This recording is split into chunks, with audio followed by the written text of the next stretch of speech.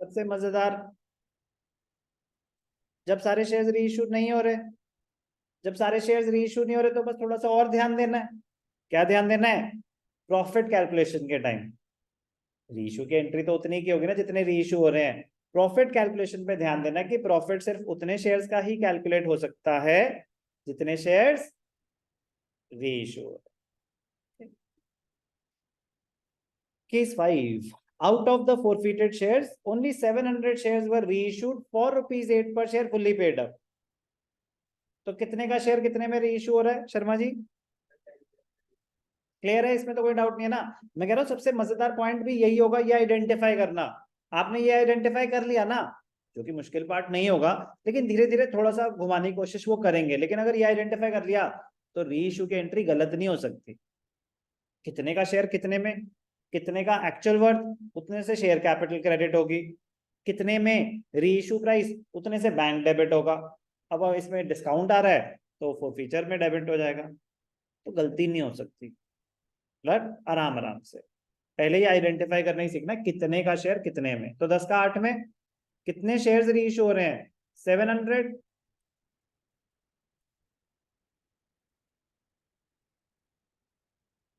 तो एंट्री क्या हो जाएगी? Bank account debited forfeited shares debited to share capital. Bank account debited, कितने शेयर्स हैं? 700।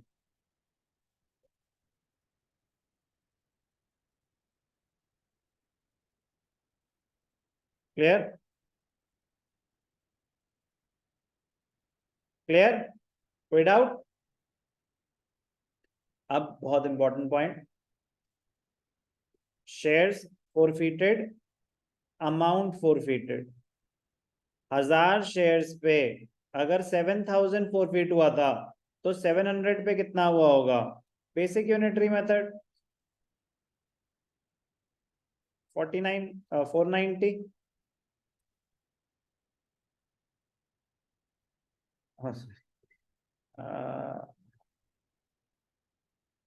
490 कितना हुआ होगा? 490। ये हम क्या कैलकुलेट कर रहे हैं? Amount forfeited on those shares which are being reissued. Sir ऐसा क्यों? 300 शेयर्स, 7 3 21, 210 अभी यूज ही नहीं कर सकते। कह रहे उतने शेयर्स तो रीइश्यू ही नहीं करे, कह रहे उन पैसों को तो साइड करो अभी।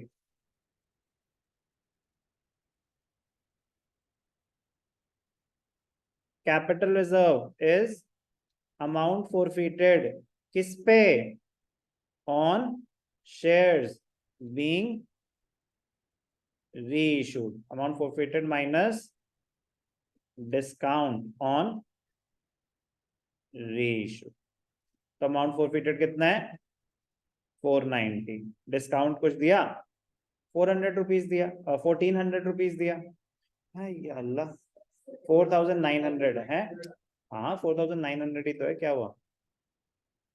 4900, बस यही बोल रहे थे ना, वो 4900 ही है, वो तो गलती से मैंने दिया था। 4900 और डिस्काउंट कितना दिया? 1400। तो प्रॉफिट कितना हुआ? 3500। तो जर्नल एंट्री क्या होगी? Forfeited shares debited to capital reserve. कितना? 3500। कोई भी डाउट? कोई भी डाउट?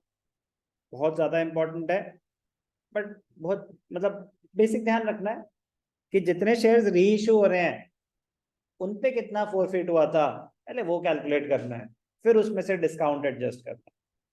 तो ये ध्यान रखना है, when all the shares, all the forfeited shares are not being reissued, तो कैलकुलेशन ऑफ कैपिटल रिजर्व में थोड़ा ध्यान देंगे।